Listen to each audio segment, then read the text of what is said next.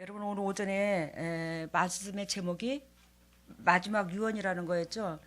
하나님께서 그 마지막 유언이라는 것은 영적으로 그만큼 심각성, 긴장성, 또한 우리한테 바라는 그 목적이 있다라는 걸, 창조주가 바라는 목적이 있다라는 걸 배웠습니다. 그러면 우리 하나님께서 우리 백성들에게 최고로 원하는 것이 뭐더라? 우리한테 평강하기를 원하더라. 행복하기를 원하더라.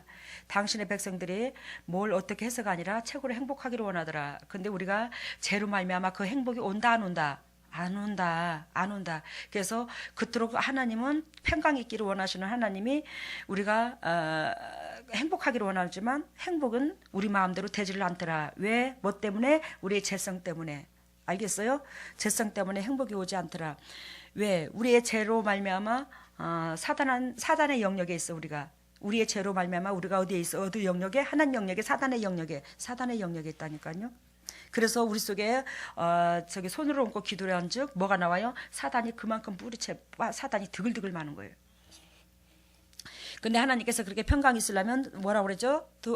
다음에는 예수 그리스도께서 나와 같은 똑같은 육체임을 인정하라. 그걸 네 심장에서 용납을 하라. 이걸 말씀했습니다. 그래서 하나님인지라 특별히 그런 사랑을 할 수 있을지 이러면 안 되고, 예수 그리스도께서 육체로 오셔서 우리도 하신 그 사랑을, 하나님의 뜻을 우리도 이룰 수 있다 없다? 이룰 수 있다라는 거예요. 그렇게 이룰 수 있는데 그 이룰 수 있는 것 가지고 자기 자신과 사랑하려고 하면 하나님께서 성령의 기름 부어서 온전하게 이제 사랑할 수 있도록 은혜를 베푼다고. 첫째는 사랑도 하나님이 주셔야 사랑을 하는데, 사랑하려고 내가 내 자신이 싸워야지만이 성령께서 나를 휘어잡아줘요.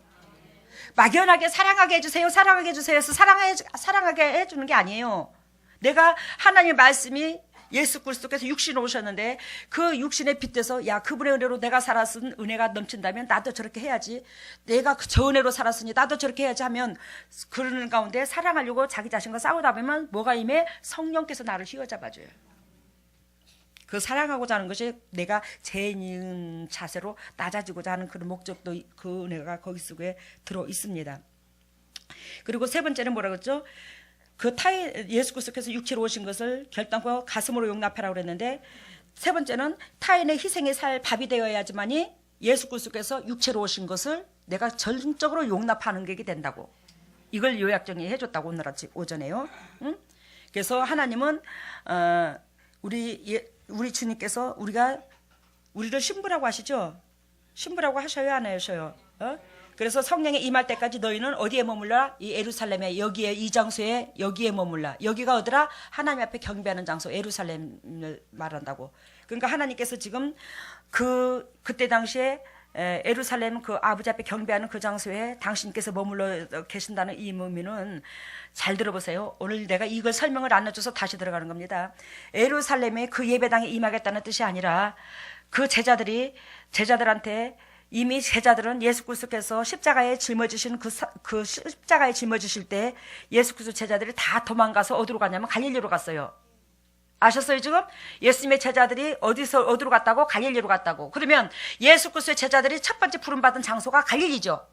고기를 잡다가 부름을 받았죠. 근데 예수 그리스도께서 3년 반 동안 그 예수님의 제자들을 훈련시키고 당신의 제자로 삼아서 끌고 다닌 이유 목적은, 너희가 육의 그 물질을 위해서 살았던 너희가 이제는 영혼을 향하여 영적인 것을 직업을 삼아 일하라고 불러주신 거야. 알아들었어요? 그러니까 고기를 낚는 어부에서 사람을 낚는 어부로 바꿔줬다고. 사람의 낚는 어부가 되는 방법론을 예수 그리스도가 실천신학으로 3년 반 동안 가르쳤다고. 근데 예수님의 제자들이, 예수님께서 딱 십자가에 지시고 하늘나라에 가버리시니까 예수님의 제자들이 여전히 어디로 가? 육적인 방법론으로 돌아가 버렸잖아. 우리가 이럴까봐 이 제자들에서 강하게 훈련시키는 거예요. 육적인 방법론으로 또 넘어질까봐. 예수님의 제자들은 여전히 어떻게 해야 된다? 예수 그리스도께서 문영혼들한테 영향력을 끼친 것처럼 그 일을 계속해야 되는데, 제자들이 뭘 했어? 다시 육적인 걸 향하여 도망갔어. 육에 끌어 들어갔어. 내가 뭔 말 하려다가 또 잊어버렸대야. 뭔 말 하려다 잊어버렸죠? 그래서 우리 주님께서 그들에게 이 장소에 머물러라, 이 장소에 있으라고 이렇게 메시지 주는 것은, 이 말은, 야! 육의 것을 목적으로 돌아가지 말고 예배를 위해서 하나님의 백성들의 삶이 될 수 있도록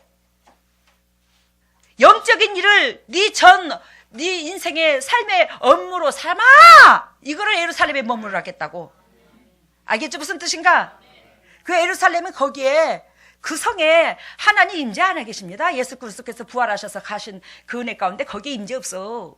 근데 뭐하라? 예루살렘에 머무르라 이 말은 야 너희가 육적인 것을 위하여 목숨을 걸지 말고 이제는 뭐예요? 문 영혼들이 이 영혼이 살아나는 이 일에 목적을 걸고 살아라 이 의미를 두고 말한다고. 그러니까 여기 여러분들이 이 재단에 오신 여러분들이 육을 세상 사람들한테 등 따시고 배부르게 해줄 게 아니라 그 영혼들이 회복될 수 있도록 일하시려고 여기 오신 거죠. 그러면 그 영혼이 잘 되면 범사가 잘 되고 강건하다고 그랬어요. 그러니까 그 영혼들만 잘 되면 이 땅에 건 저절로 풀려. 이 모든 것들이. 그러니까 여러분들이 그런 목적으로 모인 우리야 지금. 그러니까 여러분들이 뭐한다? 먼저 예수 그리스도 밑에서 제자들의 철저하게 그리스도의 삶을 배운 것처럼 여러분들이 이 삶이 돼야 된다고. 삶이 되었을 때 사단이 여러분들을 회방하지 아니하고 사단이 여러분들을 매 순간순간 당신의 영역으로 끌고 들어가지를 않는다고. 능히 사단을 대적할 수 있는 여러분들이 되게 한다고. 이해가 되셨죠? 그래서 우리 주님께서 불러주셨는데 그러면 요한복음의 그래서 아까 헬라어로 임할 때를 갖다가 헬라어로 뭐 했어요? 엔디 센스데는 옷 입는다는 걸로 표현을 든다고. 흰옷 입는 것으로. 그 신부가 당연히 흰옷을 입어야지 딴 웨딩드레스를 입어야 예수님과 웨딩 마치를 올릴 거 아니요. 그러니까 그 흰옷을 어디서 입혀준다? 착한 행실에서 입혀진다. 그래서 착한 행실에서 입혀진다는 것은 착한 흰옷을 입는다는 것은 뭘 뜻한다? 성령이 임한 거나 임한 걸 말하는다. 그러니까 우리가 성령이 임하지 못한 경우가 많더라는 거지. 그래서 우리 주님께서 이제 이 가나안 혼인잔치에 이걸 보여주는데 우리는 결단고 우리는 신부고 예수님은 신랑입니다. 신부가 결단고 하나님과 혼인을 해야 돼요. 신부가. 근데 이 신부가 되려면 예수 그리스도의 짝이 되려면 어떻게 해야 되냐? 어떻게 해야 되냐? 여기서 2장 1절에 여기 여러분들이 이 설교를 많이 들었을 것입니다. 저한테가 아니라 세상에서. 잘 들어보세요. 2장 1절에 사흘 되던 날에 가나안에 혼인잔치가 있다고 그랬죠. 우리 주님께서 며칠 만에 돌아가셨죠? 응? 3일 만에 돌아가셨죠? 여기서는 며칠이요? 사흘. 그러면 3일이요, 4일이요. 그러면 4일이 더 뒤로, 3일이 더 짧아. 에? 같은 거죠? 여러분, 여기서 이 메시지는 무슨 의미를 두고 말씀하시냐면 예수 그리스도께서 우리를 위하여 희생의 대가로 지불된 후에 우리 주님께서 우리가 혼인잔치에 참여할 수 있더라는 거예요. 예수 그리스도께서 우리를 뭐 했다고? 희생하셨다고. 희생하시고 죽으신 후에 우리가 주님하고 결혼할 수 있더라고. 그러니까 주님께서 죽은 것이 아니라 이미 주님께서는 이 육이 죽음으로 뭐는 살았어요? 부활됐어요 지금. 3일 만에 부활하셔서 오지는 않았지만 우리 육신적으로 접하지는 못했지만 예수님은 뭐였다고? 우리를 위하여 목숨이 육이 딱 운명한 순간에 뭐였다고? 부활한 거나 마찬가지라고. 아시겠어요? 무슨 뜻인가? 영으로 완전히 부활하셨다고. 살아계신다고. 그래서 살아계신 그분의 은혜로 우리는 뭐한다? 그리스도의 은혜로 그리스도와 혼인할 수 있다는 거예요. 딱 이 말을 요약정리하면 예수 그리스도께서 우리를 위하여 희생하셨어. 그래서 우리가 예수 그리스도와 같이 희생하는 자가 결혼식을 할 수 있다 이 말이요. 알겠어요? 예수 그리스도 결혼식을 할 수 있다 이 말씀을 말씀하십니다. 그래서 우리 예수 그리스도께서 우리를 위하여 죽으시지 않으셨으면 우리는 아무리 하나님을 믿는다 할지라도 결혼하지 못합니다. 왜 결혼하지 못하냐? 죄가 안 사라져서. 알겠죠? 무슨 뜻인지. 흰옷을 죽었다 깨는도 못 입어요. 착한 행실이 내 의가 드러난다 이 말이에요. 그러면 그 사람은 낙원 정도는 갈 수 있어도 하늘나라에 성령의 기름 붓지는 못한다 이 말이에요. 그리스도의 은혜 때문에 우리가 기름 부음을 받는 거예요. 봅니다. 예수와 그 제자들도 혼인잔치 함께 받았더라. 이렇게 말하죠. 2절에. 여기서 말씀하시는 예수는 여기서 하나님의 입장선으로 다가오고, 알겠어요? 여기서 예수는 누구의 입장? 하나님의 입장이고, 그 예수 그리스도의 어머니도 계셨다고 그랬죠. 1절에. 어머니도 계셨다는 것은 어머니는 우리들을 영적으로 이 세상에서 인도하는 리더자의 비유로 들어야 되고, 여기서 그 제자들과 그 혼인잔치에 있는 사람들은 성도를 두고 말을 해요. 하나님의 백성을 두고 말을 합니다. 예수는 누구요? 하나님. 그리고 어머니는 누구요? 영적 리더자. 그리고 제자들과 청함을 받은 자들은 누구? 성도 우리 입장에서 받아야 돼요. 봅니다. 3절에 포도주가 모자란지라 예수의 어머니가 예수에게 이르시되 저희에게 포도주가 없다 하니, 이 포도주는 뭘로 비유를 들죠? 우리가 성령을 비유를 들죠. 그래요, 안 그래요? 새 포도에 새 술을 담아라. 그래서 술을 포도주로 뭘로 비유한다? 성령을 말한다고, 성령을. 근데 하나님의 자녀들 속에 뭐가 모자란데요? 포도주가 없더라는 거예요. 떨어졌다라는 거예요. 포도주가 없더라는 거예요. 예수의 어머니가 예수에게 이르시되 저희가 포도주가 없다 하니, 그러니까 영적 리더자라고 그랬지. 아까 어머니가 영적 리더자인 어머니가 뭐라고 했어요? 성도들에게 뭐가 없다고? 지금 포도주가 떨어졌다고, 포도주가 없다고 그래요. 그러니까 우리가 이런 중보자 역할을 감당해야 된다고. 예수께서 가라사대 뭐라고 말하냐면 여자여 나와 무슨 상관이 있나이까? 내 때가 아직 이르지 못하였나이다. 저는 이걸 지금 결적으로 인터넷이나 주석 바라보고 설교하지 않냐고 하나님께서 주신 메시지로 설교합니다. 잘 들어보세요. 여자여 나와 무슨 상관이 있나이까? 내가 때가 아직 이르지 않아였나이다. 딱 이 말을 합니다. 여러분, 아까 당신의 백성 속에 뭐가 없다고 그랬죠? 포도주가 떨어졌다고, 포도주가 없다고 그랬죠. 포도주가 없다고 하니까 예수님께서 뭐라고 그래요? 따라! 나하고 뭔 상관이냐? 내 때가 아직 이르지 않았다. 이 말을 합니다. 그럼 여기서 여러분들이 이게 무슨 뜻인데요? 이게 무슨 뜻이에요? 나와 무슨 상관이 있나이까? 이렇게 말하잖아. 여자여 나와 무슨 상관이 있나이까? 여러분, 여러분들이요 20년을 30년을 50년을요 하나님을 믿어도요 예수 그리스도께서 나를 위하여 죽으신 그 은혜를 깨닫고 받은 은혜를 이웃한테 전하지 않으면은요 아무런 예수 그리스도와 상관이 없더라는 거예요. 기름이 안 채워준다는 걸 말을 해요. 아시겠습니까? 지금 기름이 안 채워, 나와 상관이 없다는 거예요. 수없이 내 백성들이 나를 30년 50년을 내 입으로 주여 다 믿어요 그리고 예배당을 다녔어도 예수 그리스도의 그분께서 우리를 살리신 그 삶하고 아무 상관없으면 주님께서 너와 나와 상관없어 이걸 말한다고. 그러니 지금 영적인 리더자 입장에서 아이고 내 새끼들이요 술이 다 떨어졌는데요, 포도주가 없어요. 지금 술이 없습니다. 주인의 리더자의 입장에서, 그래서 여기는 문영혼들을 살릴 리더자들인데 이 리더하는 리더자들이 무성도들이 기름에 채워질 수 있도록 인도하는데 그 사람들이 십자가 은혜를 알았다면 그 은혜로 사는 우리가 이 삶이 삶 속에 녹아져서 이 삶이 아버지 앞에 예배가 돼야 돼요. 삶 속에. 그래야지만이 예수 그리스도와 그 성도와 어떻게 연결고리가 되어서 관련이 지어지는 거야. 하나님의 품에 들어갈 수 있는 거예요. 결단코 주님의 은혜를 누리게만 누릴 수 있도록 인도하고 복받는다고만 인도하게 되면 그 성도와 예수 그리스도하고는 항상 멀어져 있습니다. 우리는 예수 그리스도와 성도와 중매쟁이에요. 중매쟁이. 알겠어요? 리더자들이 지금 중매쟁이 역할을 하는 거야. 지금 이 어머니가 성도들과 제자들 사이에 예수님 사이에서 어떻게 중매 역할을 하잖아요. 지금 이 중매 역할을 감당해야 되는 거예요.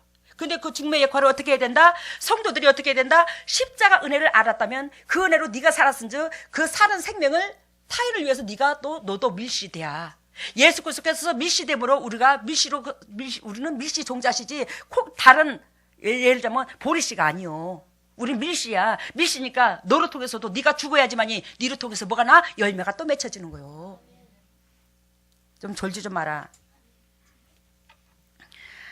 그래요. 주님께서 여자여 나와 무슨 상관이 있나이까? 주님께서 손댈 수가 없더라는 거지. 그 포도주를 줄 수가 없더라는 거예요. 은혜를 끼칠 수가 없더라는 거예요. 기름을 채워줄 수가 없더라는 거예요. 아무리 기름이 없다고 주여 성령 충만 주십시오. 예수님 성령 충만을 주십시오. 기도를 해도 주님께서 줄 수가 없더라는 거예요. 왜? 그 십자가의 길 예수 그리스도께서 걸어가신 그 발자취에서 주님께서 너는 내 새끼네 하고 주님께서 인정하시고 기름이 주어지는데 이 기름이 안 들어가는 거지. 만질 수가 없는 거예요. 주님이. 그러면서 주님께서 뭐한다? 내 때가 아직 이르지 못하였나이다 이렇게 말하죠. 지금 그 사람한테 내가 어떻게요? 기름 부어주고 싶어도 내가 지금 만질 때가 아니다. 그 만질 때는 1단계가 내가 십자가 하나님의 은혜를 알고 그 은혜를 안 내가 어떻게요?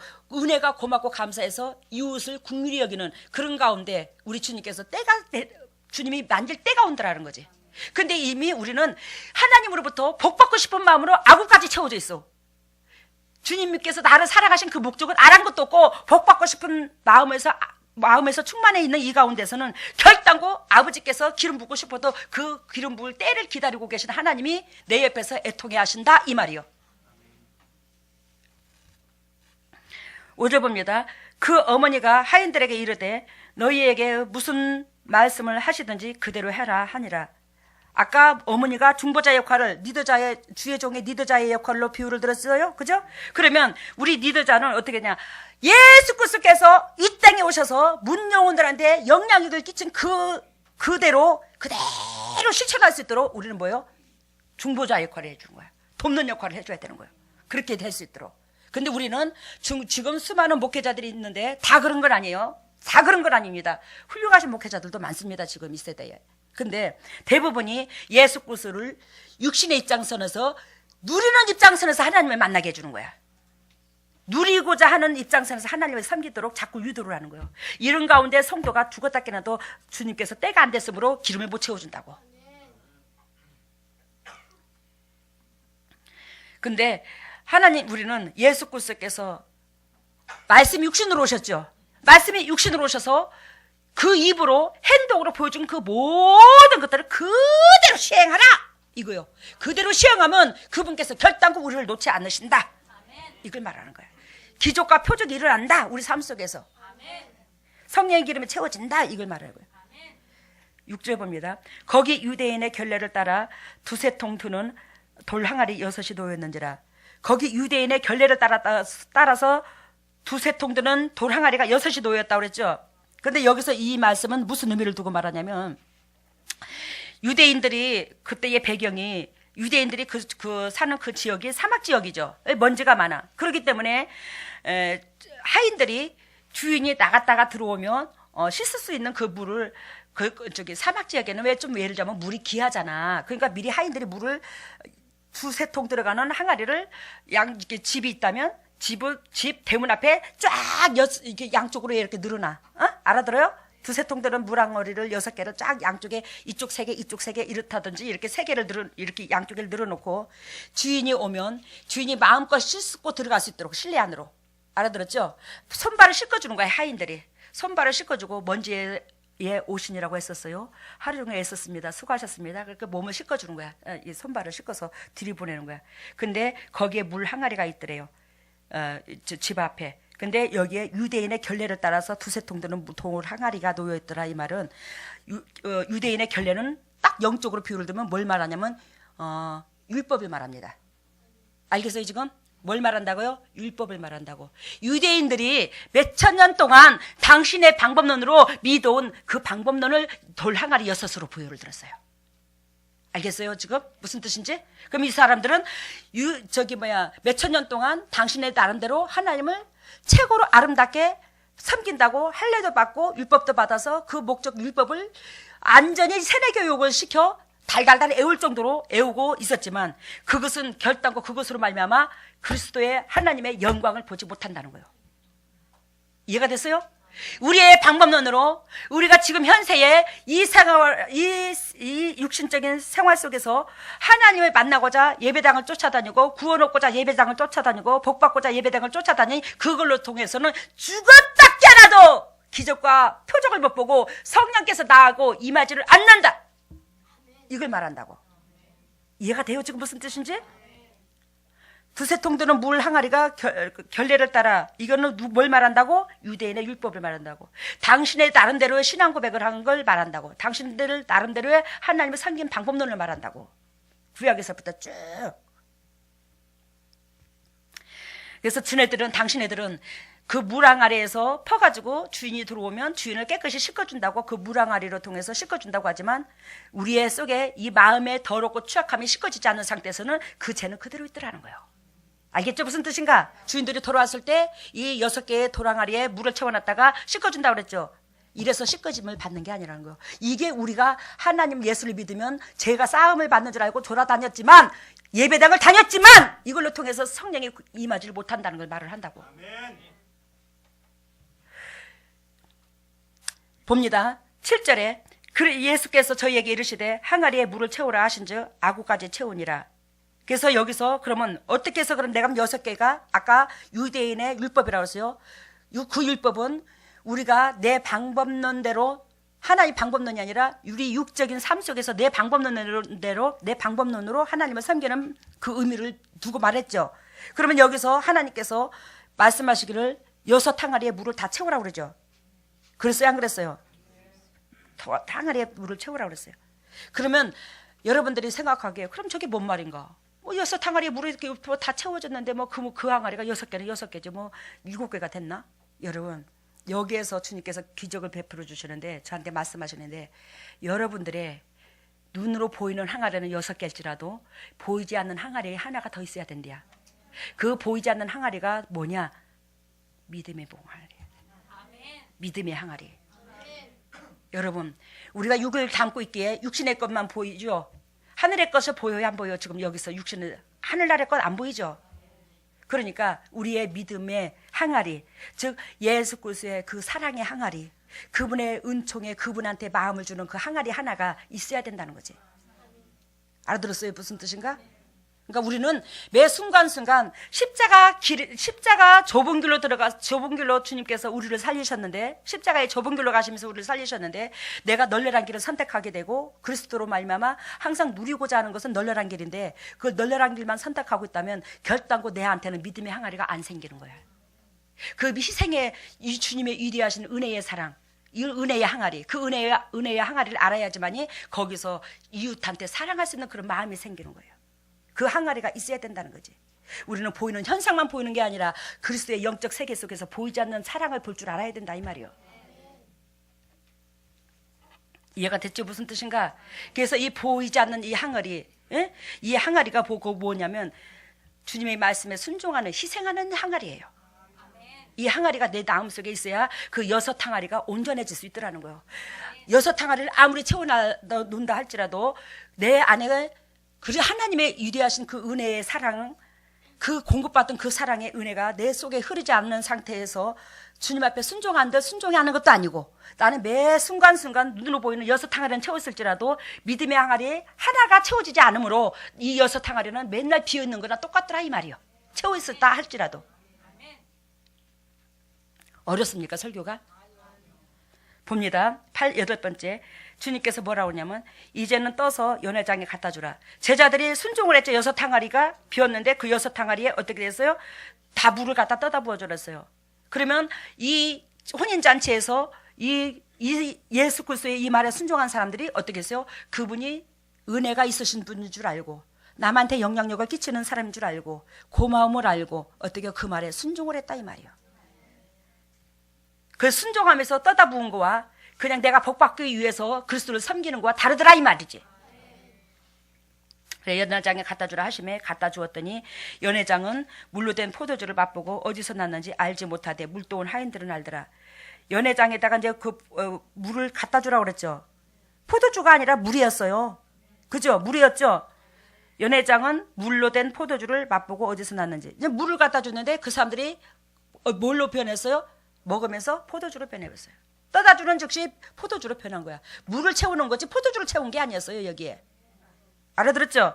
근데 그게 어떻게 해서 하나님 메시지에 하나님 말씀에 하라는 것 하고 하지 말라는 것 안 했더니 우리 삶 속에서 기적이 일어나는 거야. 딱 요약하면. 근데 그것이 뭐하다? 보이지 않는 항아리, 그 보이지 않는 항아리는 그 믿음의 항아리인데 그 믿음의 항아리는 은혜의 항아리요. 말씀이 그대로 은혜를 알아야 믿어지지. 근데 연회장에 물을 떠다 줬는데 그것이 뭐예요? 포도주로 사람들이 맛보는데 이거 포도주잖아. 포도주잖아. 그러는데 사람들은 그 포도주를 맛본 사람들은 아무도 몰라. 근데 누구는 알아? 물도온 하인만 알아. 이 말은 무슨 뜻이냐면 야 하나님께서 여러분들과 나가 똑같은 육체를 가지고 있지만 각각 만나는 각도가 틀릴 수 있더라는 거예요. 하나님이 나한테 특별히 예를 들자면 만나주신 은혜가 있고 또 여러분들한테 만나주신 방법론이 있더라는 거죠. 알겠어요? 무슨 뜻인가? 근데 이것이 결단코 물이었어요? 포도주였어요? 물이었어요. 근데 물도온 하인들은 야, 이게 물인데 포도주로 변했네? 물인데 포도주로 변했네? 이 말 뜻은 여러분들이 결단코 나 같은 죄인을 살리시기 위해서 무에서 유를 창조했네? 이 은혜를 깨달아야 된다는 거예요. 그래서 내가 먼저 하나님의 은혜를 알아야 그 은혜를 공급해 준다 이 말이지. 지금 이 물도온 하인들은 하나님의 은혜를 지금 체험을 한 거예요. 근데 그 연회장에 온 사람들은 이것이 그저 얻어진 줄 알아. 근데 어떻게 했어요? 떠다 준 하인은 당신네들이 그 물을 항아리를 채우느니라고 수고를 했어 안 했어? 했어요. 물 항아리를 채우는데 수고했습니다. 은혜는 그저 임하는 게 아닙니다. 그 은혜는 희생이 따르는 거지요. 성령이 임하려면 희생이 따릅니다. 응? 희생이 따르는데 그 희생이 따르는 사람은 뭐요? 기적을 맛보는 은혜를 알더라는 거예요. 근데 주위에서 은혜 받는 사람들은 그저 있는 줄 알더라는 거지.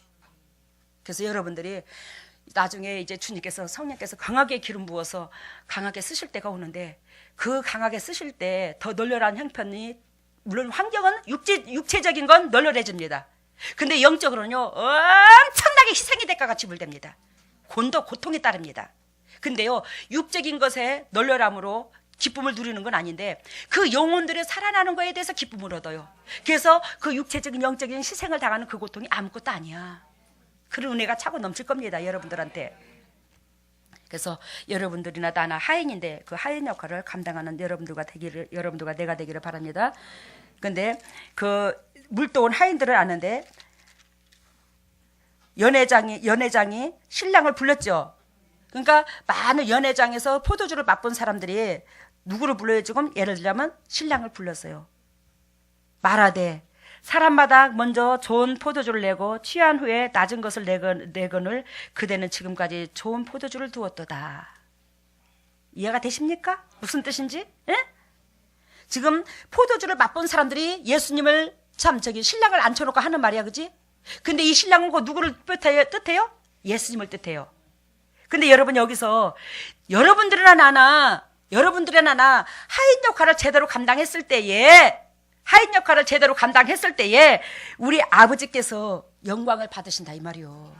신랑이 친송을 듣는다 이 말이요. 하나님의 높임을 받는다 이 말씀이에요. 우리가 개떡 같으면 하나님의 개떡 같은 하나님으로 남들에게 세상 사람을 비춰주면 우리의 삶으로 하나님을 밟히는 거나 똑같더라 이 말이지. 내가 사람들을 통해서 친송을 들었을 때 우리 신랑이 나로 하여금 옛 신랑이 친송을 듣게 된다 이 말이요. 내가 사람들한테 덕을 끼쳤을 때 우리 신랑이 그리스도께서 친송을 듣게 만들어준다 이 말이지. 그래서 사람마다 먼저 좋은 포도주를 내고 취한 후에 낮은 것을 내거늘 이 말은 무슨 뜻이냐면 신랑한테 불러서 신랑이요 그대는요 그대 사랑은요 영원하십니다. 그대 사랑은 영원해요. 처음과 마지막에 끝까지 동일합니다. 이것을 누가 증거해야 되냐? 여러분들이나 내가 증거해야 돼. 우리 아버지는 이만큼 위대하시고 이만큼 거룩하시고 이만큼 죽는 자를 위해서 희생한다는 걸 끝까지 우리를 놓지 아니하시고 사랑한다는 것을 뭘로 보여줘? 우리가 행동으로서 무사람들한테 하나님을 알려야 된다고. 그랬을 때 우리 신랑이 우리를 통해서 영광을 받고 띵까띵까 딴 혼인잔치가 이루어진다고요. 근데 우리는 내가 친송받는 건 좋아도 하나님이 친송받는 거와 나를 통해서 친송을 받든 말든 아랑곳도 없어. 나만 등 따시고 배부르면 좋아 그냥. 나만 목회 잘한다고 생각하면 나만 목회 잘하면 그걸로 끝나고. 여러분 목회하는 방법론을 가르쳐줘서 전번주에도 목회하는 방법론 가르쳐줬죠. 예수 그리스도께서 공중에 나는 새도 여우도 굴이 있거늘 인자는 머리 둘 곳이 없다고 그랬어. 그만큼 예수 그리스도는 철저하게 자기 육체의 삶을 버리는 것을 목회로 기준을 삼았더라 이 말이요. 근데 우리는 뭐예요? 이 나를 드러내서 온전히 남한테 드러내서 목회하고자 하는 거 보여주고 싶은 그 욕망으로 가득가득 채워졌으니 어찌 주님께서 나 같은 걸 도구로 사용하시겠냐 이 말이요. 안 된다는 거예요. 선한 목자는 양을 위해서 목숨을 버린다. 저는요 항상 그 말씀을 되새길 때마다 눈물이 고여요. 선한 목자는 양을 위해서 목숨을 버린다. 그 양이 내일 수도 있고 여러분일 수도 있고 그 염소가 나일 수도 있고 여러분일 수도 있고 하나님께서 좋은 말로 양이라고 그랬지. 우리 염소였어요. 우리 염소입니다. 근데 그 선한 목자가 나를 위해서 죽어주는 거야. 차라리 나를 위해서 죽어주지 않았더라면 내가 이 마음속에서 그토록 가슴이 애절하진 않을 텐데, 아프진 않을 텐데. 하나님이여, 어찌 나 같은 것을 위해서 죽으셨습니까? 차라리 그냥 죽도록 내버려 두지요. 저 그렇게 기도한 적 많습니다. 왜? 그 은혜를요 너무너무 고맙고 감사해서 내가 감당치 못하겠는 거야, 하나님의 은혜를. 근데 우리는 내 삶 속에서 그리스도를 드러낼 증거가 아무것도 없으면서 아버지를 통해서 영광 받으라고, 뭘로 영광 받아? 뭘로? 내 삶이 남한테 증거가 돼야 될 텐데. 우리 그리스도께서 처음과 나중에 여전히 마음이 동일하시더라.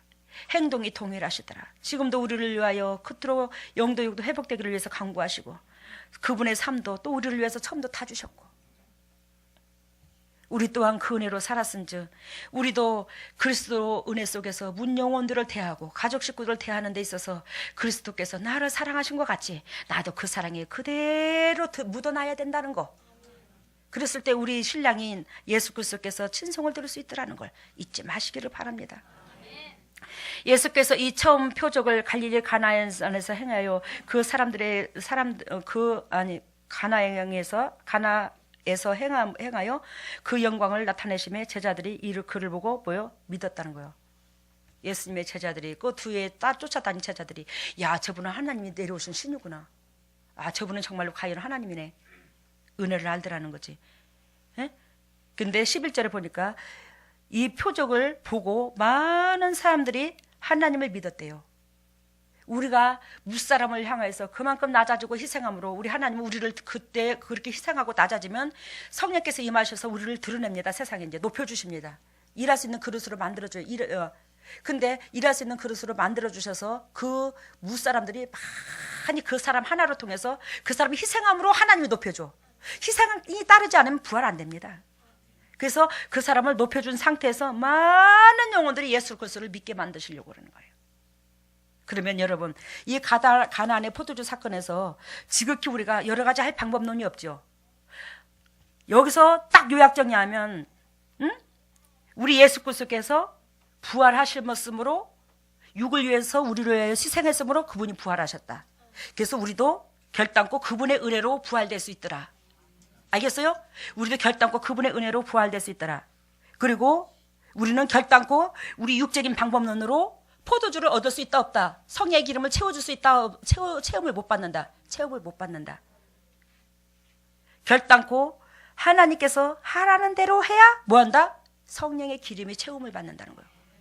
하지 말라는 것 하지 말고 하라는 것 하라는 거지. 율법이 두 가지야. 하지 말라, 하라. 선악과 나무를 따먹지 말라. 모든 생명나무는 다 따먹어라. 실과는. 알겠어요? 나무가 선악과 나무만 있는 게 아니에요. 에덴동산에 모든 실과를 다 두었고 해 먹어라. 먹지 말라. 두 가지였어요.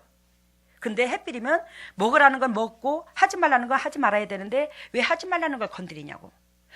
그 하지 말라는 걸 건드린 이유는 어떻게 해서 하지 말라는 걸 건드리게 되었죠? 내가 누구보다 높아지고 싶어? 하나님보다 높아지고 싶어. 즉 이 말을 비유를 들자면 내가 타인들보다 더 잘나 보이고 싶어. 그래서 하지 말라는 걸 자꾸 한다는 거예요. 이해가 됐어요 지금? 내가 타인들보다 잘나 보이고 싶어. 내가 타인을 받고 올라서고 싶어. 내가 더 우두머리 되고 싶어. 그래서 선악과를 하지 말라는 행동을 자꾸 한다는 거지. 그것만 하면 우리는 뭐한다? 하나님께서 성령의 기름을 채워주신다. 여러 가지 해석하니라는 거지. 그리하면 성령의 기름을 채워주신다는 걸 주님께서 말씀하시면서 요한복음 1장 9절에 보면 참빛 그 세상에 와서 각 사람에게 비추는 빛이 있었나니, 그 참빛이 누구예요? 요한복음 1장으로 가요. 바로 앞에 요한복음 1장 9절이라고 그랬어요. 같이 읽습니다. 참빛 그 세상에 와서 각 사람에게 비추는 빛이 있었나니, 그 참빛이 누구요? 그러면 예수 그리스도께서 왜 참빛이라고 표현을 했어요? 예수님을 참빛이라고 표현이야. 참빛이라는 것은 옛날에 우리 이 머릿속에 이 있는 걸 끌어내리는 이 참빛이 아니요. 알아들었어요?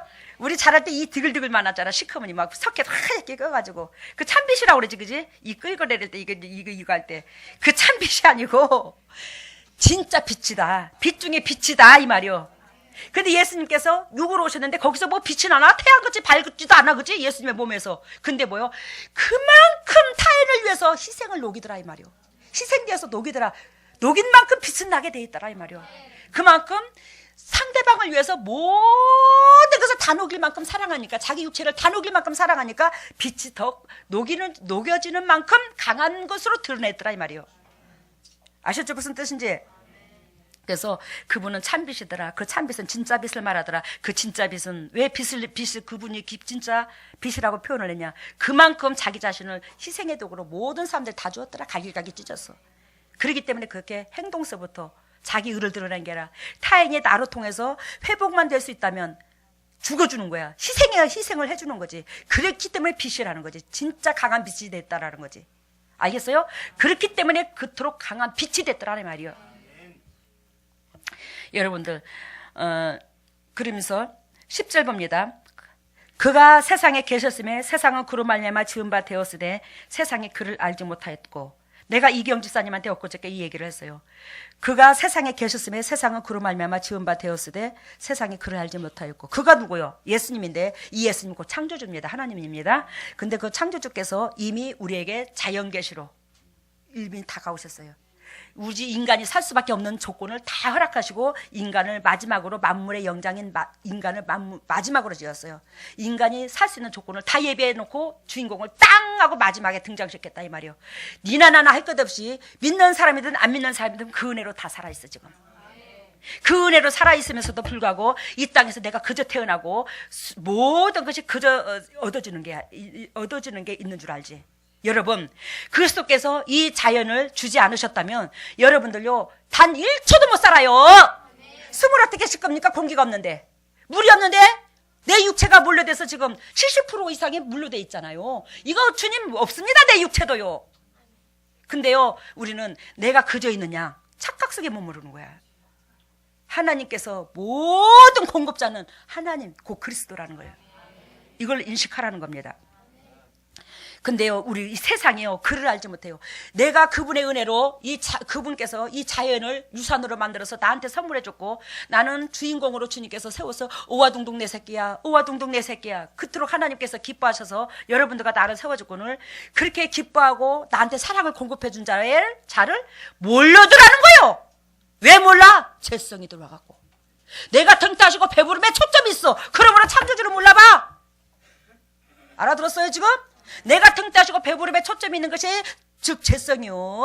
남한테 살인죄를 저질러서 죄가 아닌 거요.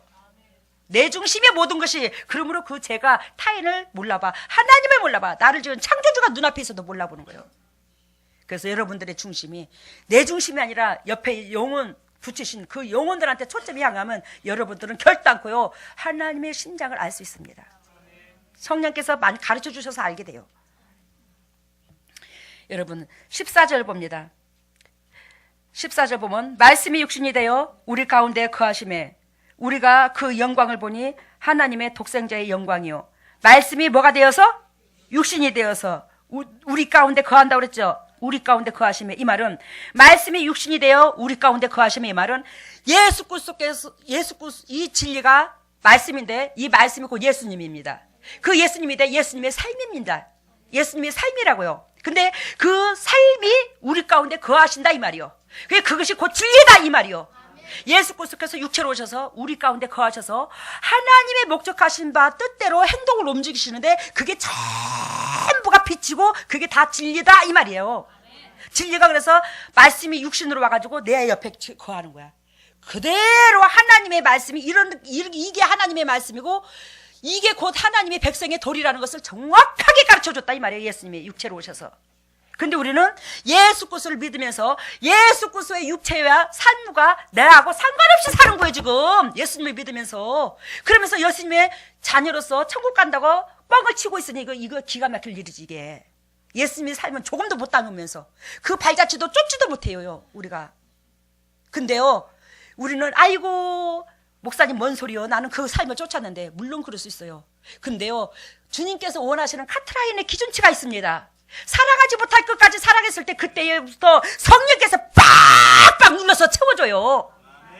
근데 그 사랑한다고 하지만 내가 할 수 있는 조건 안에서만 사랑이 되고 내가 할 수 있는 조건에서 사랑하다가 더 범위가 넘어버리면 혈기를 있는 대로 다다다다다다 내버리는 거예요. 그러니까 성령의 기름이 채워지기 전에 내 푸대가 터지고 또 푸대가 또 터지고 또 터지고 계속 그러는 거야. 알아들었어요 지금? 성령이 우리가 육신이 이렇게 있어요. 이 육신이 어떤 사람은 발목까지 기름이 채워진 사람이 있고 발목까지, 어떤 사람은 무릎까지, 어떤 사람은 배꼽까지, 예? 어떤 사람은 아구까지 채워진 사람이 있어요. 이 말이 에스겔서의 말씀에 나오죠. 예. 전번에 우리 여러 번 선포했죠. 그런데요 여러분, 우리가 찬양을 하고 하나님의 마음을 알고 감사합니다 하고 기도를 하고 안수를 받으면요 성령의 기름이 채워집니다. 근데요 그것을 성령의 기름을 채워주면 뭐예요? 그 삶을 반복해서 안 살면요 여전히 푸대가 새가지고요 기름이 잘잘잘잘 다 새버리고요 빈 푸대로 또 오고 빈 푸대로 주일날 또 오고 또 내 진액을 빼서 주님께서 또 기름 채워지면 또 일주일 만에 또 푸대가 다 터져가지고 기름 다 빼갖고 또 안 잡고 또 안 세주세요 그러고 또 기름 다 터져갖고 또 안 세주세요 그러고 누구 침 빼려고 환장했어 지금? 그렇다고 여러분들을 주님이 싫어하거나 내가 싫어하는 건 아니야. 여러분들이 온전히 주님께서 그 가나안의 포도주 사건처럼 기족과 표적을 맛보는 그런 인생의 삶이 돼야 되는데 그 기족과 표적을 맛보려면 성령의 기름이 채워져야 되고 기름이 채워지려면 순종하는 길밖에 없더라는 거예요. 그래서 우리 말씀이 육신이 되어 우리 가운데 거하심에 아셨죠? 예수 그리스도의 육체에 우리를 사랑하신 그 삶이 고보하더라 말씀이더라 이 말이에요. 우리가 그의 영, 그러니까 우리가 옆에 사람을 사랑한다는 것은 그만큼 사랑했을 때 우리는 뭐요? 말씀을 행동으로 옮기고 그 말씀을 행동으로 옮김으로 그 말씀이 육신으로 오신 예수 그리스도께서 내 속에 계실 수 있더라는 거죠. 이해가 됐어요 지금? 예수 그리스도께서 나하고 동고동락을 할 수 있더라는 거예요. 내가 말씀을 하나님의 이 말씀을 그대로 실천하지 않는데 어찌 그리스도께서 나하고 동고동락을 하냐 이 말이에요. 안 한다는 거예요. 우리가 그의 영광을 보니 그의 영광은 뭐가 영광이다? 죽도록 희생하는 것이 영광이다. 우리가 남들 앞에 뭐 교장 선생님이 되고 뭐 남원의 시장님이 되고 전라북도 도지사가 돼서 영광이 아니라 문영원한테 밑거름이 되어주는 거. 문영원이 곡식으로 비유를 들면 내가 밑거름이 되어서 그 타인이 나를 통해서 영양분을 빨아먹고 곡식이 더 풍성한 열매를 맺히게 도와주는 거. 이것이 곧 뭐예요? 영광이더라요. 하나님 보시기에 최고로 영광이라는 거지 그게. 그러니까 희생하고 낮아지는 게 영광이다 이 말이요. 희생하고 낮아지면 손해보는 것 같아도 그것이 영광이더라는 거예요. 아버지의 독생자의 영광이요 은혜와 진리가 충만하더라. 여러분 율법 가운데서는 은혜와 진리가 충만할 수 있어 없어? 없어. 성령이 임해야 은혜가 진리가 충만이야. 성령이 임해야 그리스도의 사랑을 더욱더 깨달아지고. 근데 그리스도 은혜 가운데 정말로 내가 얼마나 버리지만도 못한 죄인이라는 것을 내가 높으신 보좌에 앉으신 창조주를 끌어내려가지고 내 종으로 삼은 것을 여러분들이 철저하게 자기 자신을 인식을 해야 돼요 이거. 그랬을 때 성령께서 휘어잡아 주셔서 사랑할 수 있는 조건도 예비하십니다. 여러분 그러면 16절을 봅니다. 요한복음 16절 1장 16절 같이 읽습니다. 우리가 다 그의 충만한 데에서 받으니 은혜 위에 은혜더라. 우리가 다 그의 충만한 데서 뭐요? 그리스도를 두고 말하죠. 그리스도의 충만한 게 뭐요? 그만큼 남들한테 희생하는 거. 그만큼 쓴뿌리를 드러내지 않는 거야. 그만큼 그분은 공급하는 입장에 서 있더라는 거예요. 공급하는 만큼 충만하더라는 거지. 제가 전에 우리 식구들한테 여러 번 비유를 들었습니다. 이게 옹달샘이야. 깊은 산속에 가니까 옹달샘이 팡팡팡팡 하고 땅에서 솟아나. 근데 그 옹달샘이 땅에서 솟아나는데 나그네들이 지나다니면서 엄매 좋은 거, 전라도 말로 엄매 좋은 거, 이렇게 세상에 맑고 시원한 이렇게 달콤한 물이 있을까? 그러면서 물을 먹어. 근데 그 옹달샘이 맨날 자기는 공급만 해줘야 되는 거야. 나그네들한테 공급만 해주는 입장이야. 그러니까 이 옹달샘이 하는 말이 에이씨, 한마디로 말하면 에이씨, 저것들한테 내가 공급해줘봤자 나한테 돌아오는 것도 하나도 없고, 에이, 나 저것들한테 물 안 줄란다. 그리고 어떻게 해요? 당신이 물을 안 내는 거야. 옹달샘이 물을 안 내. 옹달샘은 물을 내는 것이 자기 본분인데 물을 안 내버려. 그러면 죽어가는 아니 지나가는 나그네가 목을 못 죽이겠지, 그지? 안 주니까 물을. 근데요, 여러분, 나그네가 물을 안 줘서 나그네가 죽는 게 아니라 본인 자신이 먼저 죽어. 알아들었어요? 옹달샘 자신이 먼저 죽어. 여러분들은 샘 역할을 감당해야 된다 이 말이요. 샘 역할을 감당해야 되는데 내가 남들에게 주는 만큼 나는 새 푸대로 세워져. 새 기름으로 채워져. 자꾸 기름이 뭐요? 정화되는 거야. 물이 새물로 바뀌는 거예요. 내가 남한테 주는 만큼. 응? 근데 내가 안 죽여자 내 몸을 살인다면 안 되는 거예요. 근데 여러분 여기서도 잘 들어보세요. 내가 요즘에도 나는 온전히 교회에 초점을 두고 있고 교회에 정을 두고 있어요. 이게 내 생명입니다. 근데요, 제가 재단을 사모해서 이 재단까지 문 앞에까지 와서 돌아갈 때가 많아요. 우리 식구들한테 볼일만 보고 전해주고. 왜 그러냐? 우리 여기 있는 동력자들한테 내가 예배당에 들어오면 죄를 짓게 만들더라고. 그게 왜 죄를 짓게 만들냐면 나만 보면 안수받고 싶어서 눈에 불을 켜고 있고 심장에서 욕심을 가득가득 품는 거예요. 근데 그런다고 회복이 될 것 같으면 내가 1000번이라도 10,000번이라도 손들었지. 우리 속에서 사단이 다 떠나간 이상에 본인의 믿음으로 회복돼야 그 믿음이 그 은혜가 내 것이 되는 거예요. 알겠어요? 그러니까 여러분들이 사단이 다 떠나가기까지는 제가 전적으로 손을 얹습니다. 근데 어둠이 다 떠나가서도 계속 나한테 그 욕심만 채워가지고 나를 바라보고 있는 거예요. 그러는 가운데 여러분들이 자꾸 하나님과 멀어진다는 거예요. 아시겠어요? 그래서 내가 여러분들을 사랑한지라 나만 바라보면 떡 언제 주나, 언제 손 얹어주나, 거기에 초점이 있어서 내가 못 들어오겠다는 거예요. 예배당을. 왜? 이미 사단 다 떠나가면 본인의 믿음으로 그릇 준비가 되어서 받아야지만이 온전히 그 축복이 내 것이 되는데 맨날 나만 의존하고 있으면 그 애기가요, 응게 태어난 애기여서요 자라지를 않아. 그러니 새끼를 잘 키우려고 그러니 어떻게요? 야 이놈아, 네가 배가 고파도 좀 참고 그 순간만 이겨봐라. 그래갖고 내가 못 들어오는 거예요. 봉순이만 여기다 갖다 매놓고. 민준이가 어저께 그렇게 데리고 놀았다며. 몸살을 알아, 봉순이가. 순하죠, 봉순이가. 굉장히 순합니다. 왜? 가가 나한테 올 때부터 기도를 받았거든. 근데 그게 그만큼 주인 따라가는데 누가 그렇게 순하냐? 송계녀가 순해요. 송계녀가 아주 악질 같은데, 여러분들 앞에 악질 같은데 그 마음의 깊은 내면 속에서는 그토록 여러분들이 온전히 예수 그리스도께서 너희에게 평강이 있을지어다 한 것처럼 여러분들이 복 받으면 나 그걸로 끝나. 거기에 목적 있어요. 다른 데 독사같이 안 그래. 거기에 목적 있어. 그래서 우리 주님 보시기에는 순하다고 하는 것이요. 여러분들이 볼 때는 독사같이, 오존사님한테나 오순복권사님한테는 내가 독사에 하도 나무래 써서. 근데 뭐예요? 잘 되라고 하잖아. 여러분들이 이제 가정도 널널해야 되잖아. 언제까지 이렇게 환경에 얽매일 것이요. 여러분, 우리가 그리스도 안에서 내 영혼이 건강하면요, 범사가 강건하다고 그랬어요. 응?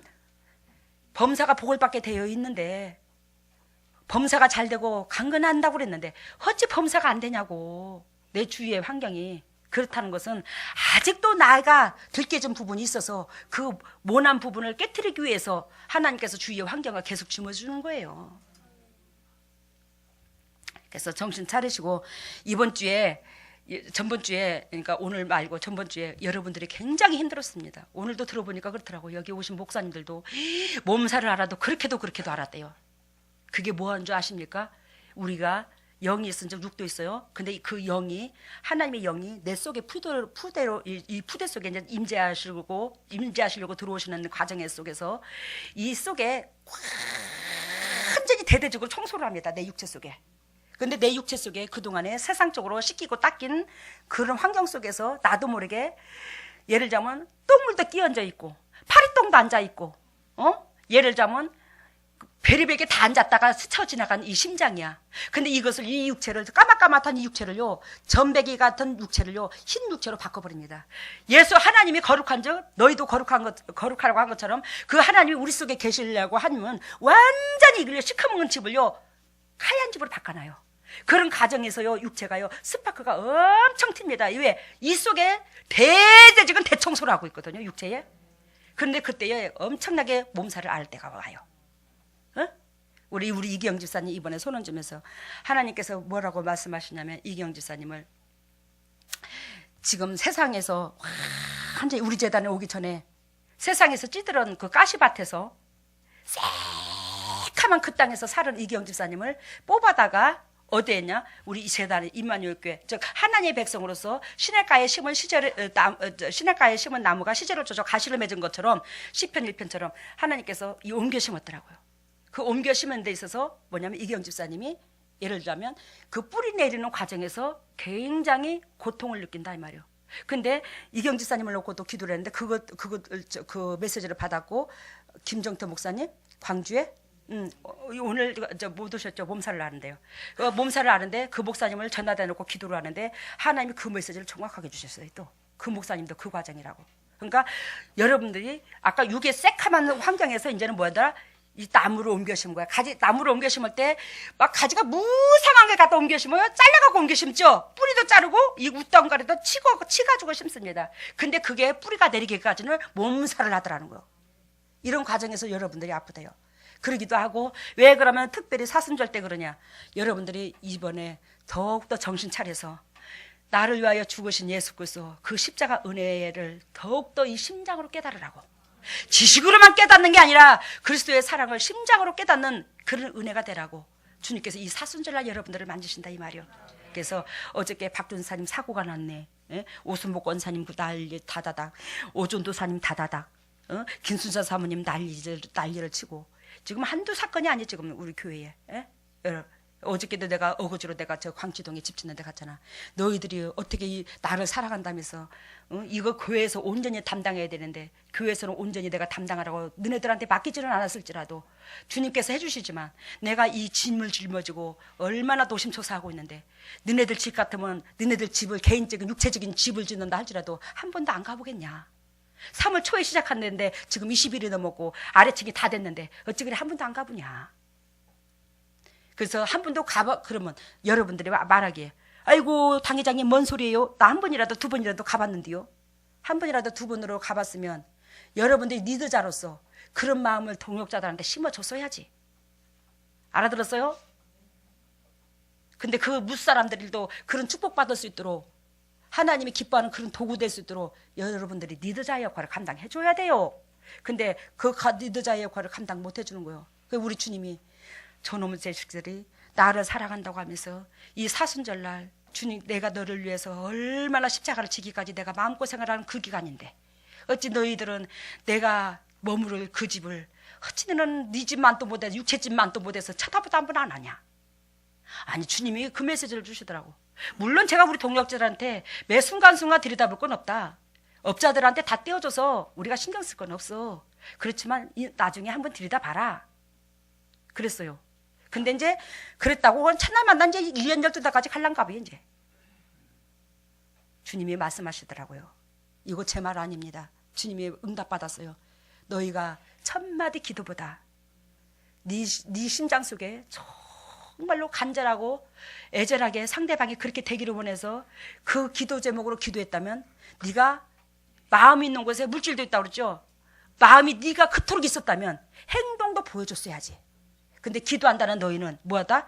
한 번도 가서 안 받아다보는 너는 말만 삶이 따르지 않는 뻥친다. 주님이 그러는 거예요. 그러니까 우리가 그렇게 심장에서 애절했다면 행동까지도 보고 아이고 그렇게 내가 여쭙고 기도해왔는데 얼마나 됐나 사모하기도 하고 궁금하기도 해서 한번 들여다볼 것이요. 그 기도만 하면 뭐 하냐고 그래. 얼마나 무용지물 기도만 하고 있냐고 그래. 가서 가보도 안 하고 뭘 놓고 기도하는 거야? 한 번도 안 들여다보면서. 여러분들 그거 갖고 나무라는 게 아니요. 근데 이번에 교회 사건들이 아니 여러 가지가 터지더라고요. 우리 여기 양주철 아버님 저렇게 엊그저께 뇌출혈로 탁 저기 해야 되죠. 왜 저래요? 왜 새카만 어두운 사람한테 가서 두 번 다시 여기서 안수받으면 잘 들어.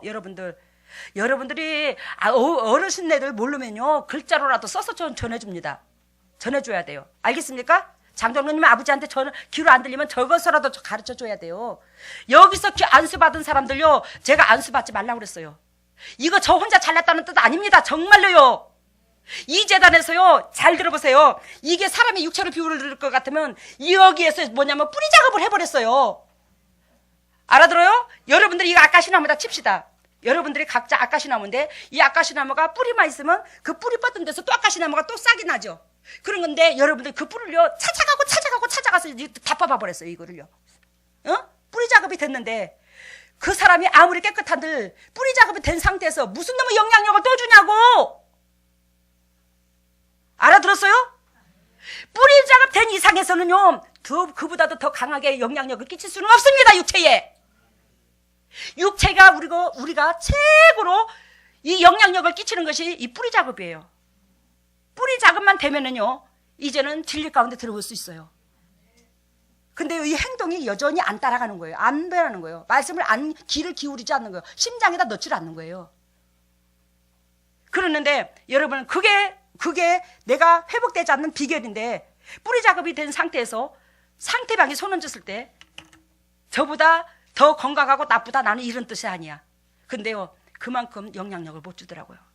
여러분 예수 그리스도께서 이 땅에 오셔서 친히 안수하셔서 예수 그리스도께서 안수하신 그 은혜가 세상에 그 어떤 위대하다고 한 사람이 안수한다 할지라도 예수 그리스도께서 안수한 만큼 영향력을 못 줍니다. 딱 그 격이요. 근데 내가 한 게 아닙니다. 내 안에 그리스도께서 하셨어요. 그래서 뿌리 작업이 되고 완전히 죽을 병에서도 살아나는 거예요. 여기서 사탄 있는 사람들을 2주만 있어봐요. 싹 없습니다. 하나도 없어요. 그렇게 뿌리 작업이 돼버려요. 이 재단에서요. 그 상태에서는 본인의 믿음의 그릇이 돼서 축복을 받아야지만이 여러분들의 영도 육도 온전해져라 이 말이요. 근데요 우리 아버님이요 안수를 계속적으로 받고 기도를 받아서 이 뇌출혈을 이 재단에 와서 이미 뇌출혈을 걸려가지고 오셔서 이 뇌출혈을 치료받았는데 그 뇌출혈 속에 그 미세하게 연약한 부분들을 아버님이 말씀이 안 들어가잖아, 그지? 귀가 안 들리시니까 우리 믿음으로 고침을 받았잖아. 그래도 우리 믿음으로라도 뿌리 작업이 됐어. 근데 이제 그 상태로만 있어도 계속 회복이 되는데 거기에다가 영적으로 잘 들어보세요. 나는 목회자들 두고 욕하는 거 아닙니다. 잘 들어봐요. 여러분들이 군사니까 비밀 가르쳐 주는 거예요. 어둠이 타고 있는 목회자들이 엄청 많습니다. 어둠 있는 사람. 근데 그 어둠 있는 사가 그 손을 얹었을 때 어떻게 해요? 우리 육체에 나쁜 영향력을 주는 것을 어떻게 해요? 더 발달시킨다 이 말이요. 이거 거짓말 아닙니다. 여러분들 기도해 보세요. 거짓말 아니라고요. 하나님이 치료해 주신 것을 사단이 손을 얹는데 사단이 더 회복시키겠습니까? 하나님이 회복시키는 데에서 더 강하게 나쁘게 인도하겠죠? 정신 차려야 돼. 손 얹으면 안 돼, 여러분들. 근데 여러분들이 손 얹지 말라는 뜻이 아니고 여러분들이 어둠이 없는 상태에서는 손 얹어도 괜찮아, 타인들한테. 알겠어요? 여기 와서 어둠이 빠진 여러분들은요 주위에 있는 사람들한테 손 잡고 기도해줘도 아무것도 안 타고 들어갑니다. 그 사람들한테 외려 영향력을 주지요. 아셨죠, 여러분들이? 근데요 여러분들 속에 어둠이 있을 상태에서는요 남들한테 영향력을 못 줍니다. 손 얹으면 안 되십니다. 그래서 이게 다르더라는 거예요. 내만 특별히 다르다는 게 아니라 그 사람이 어둠이 있고 안 있고 여기서 다르더라는 거지. 근데 어둠이 있고 안 있고 다르기도 다르지만 그 사람이 얼마나 기름이 채워졌냐. 기름이 채워져도 이 컵이 있다면 이만큼 채워줄 수도 있고 이만큼 채워줄 수도 있고 이만큼 채워줄 수도 있어. 각도가 달라. 이게 기름이 채워진 각도도. 근데 그리스도께서 저 부족하지만 저한테는 내 잔이 넘치나이다 한 것처럼 하나님이여 내 영혼에 기름 부어주세요. 내가 부족하고 연약합니다. 막 몸부림을 치고 기도할 때 그 잔이 이렇게 와인잔 같이 있는 게 있는데 그 잔이 기름이 물이 찰찰 넘쳐 넘치는 걸 보여줘요. 흘려 넘치는 걸 보여줘. 그러면 여러분 이 컵에 기름이 철철 흘려 넘치는 데다 대고 까만 잉크물을 딱 한 방울 떨어뜨리면 그 물이 이 속으로 들어가요. 그대로 흘러내려요. 그래서 성령의 기름을 붓게 되면요 주위의 환경이 연약하고 부족하고 쓴뿌리를 아무리 드러낼 일이 있어도 그냥 스쳐 지나갈 뿐이에요. 자리를 안 잡아요. 근데요 이 성령께서 이만큼 지금 반절이 있습니다. 물이 이 반절 있는데 잉크를 떨어뜨리면 용도가 어떻게 했죠? 진하겠죠. 아구까지 이만큼 채워진다 해서 잉크를 떨어뜨리면 용도가 더 옅겠죠. 또 이만큼 밑바닥에 10분의 1 정도 있는 물에다가 잉크를 떨어뜨리면 더 진하겠죠. 딱 그 격이요. 그러니까 성령의 은혜가 임한 만큼 그 주위의 환경에 이길 힘도 크더라 이 말이요. 싸울 힘도 크더라 이 말이요. 그리고 내가 주위의 환경에 있는 사람들한테 더 성령의 기름이 채워진 만큼 영향력을 줄 수 있더라 이 말이지. 이 10분의 1 정도 있는 잉크에다가 물에다가 잉크를 떨어뜨리면 새카맣니다. 그러면 그 사람은요 상대방의 영혼을 조명받을 수가 없습니다. 상대방의 그 영적이고 육적인 그 사람들한테 그 사람의 마음을 읽을 수가 없어요.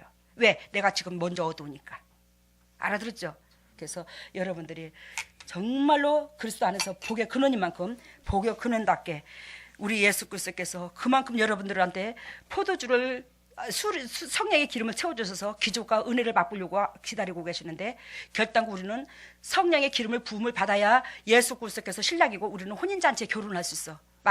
요한복음 2장처럼 혼인을 합니다. 그래서 그 혼인한 자만 천국 들어갑니다. 안 그러면 낙원으로 떨어져요. 낙원에도 못 떨어지고 지옥 가는 사람도 있고요.